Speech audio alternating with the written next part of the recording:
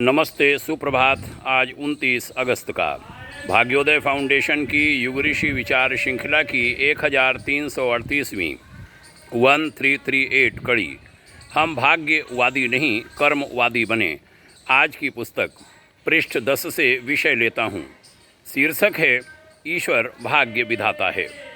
कहा था युग ऋषि वर्य पूज्य श्रेष्ठ आचार्य श्री राम शर्मा जी ने, जब ईश्वर ही भाग्य बनाता है, कर्म करने की प्रेरणा देता है, तो उपकरण मात्र बने हुए विवश मनुष्य को उस बलात् कराए दुष्कर्म का दंड क्यों भोगना पड़ता है।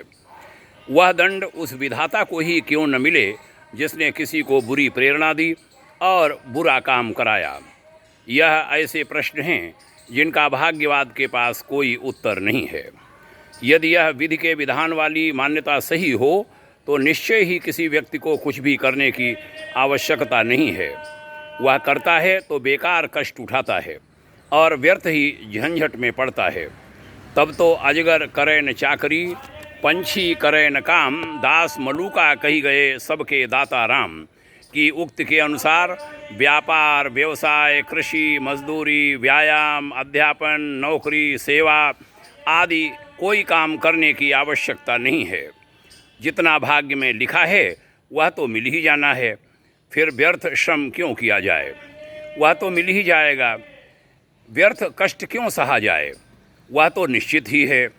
यदि यह बात सत्य होती तो किसी स्वजन संबंधी की चिकित्सा कराना भी व्यर्थ होता। जितनी आयु लेकर जो आया है उसे उतने ही दिन जीना है। जिस रोग का कष्ट जितने दिन सहना है उसमें परिवर्तन नहीं हो सकता, तो फिर चिकित्सा कराने की ज़रूरत क्या।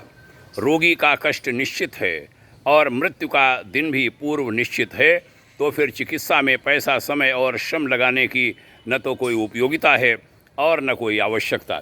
ऐसी धारणाएं बन जाएं। यदि कहीं ऐसी धारणाएं बन जाएं तो इस दुनिया का संचालन मुश्किल हो जाए। बहनों भाइयों, हमें भाग्यवादी नहीं, हमें कर्मवादी बनना है। हमारे कर्म ही हमारा भाग्य बनाते हैं। आइए यह धारणा सुनिश्चित कर लें, स्थापित कर लें। आपके उज्ज्वल भविष्य की भाग्योदय शुभाकांक्षा। यह चर्चा अन्य लोगों को भी सुनाइए, नई पीढ़ी को अवश्य सुनाइए। ओम शांति।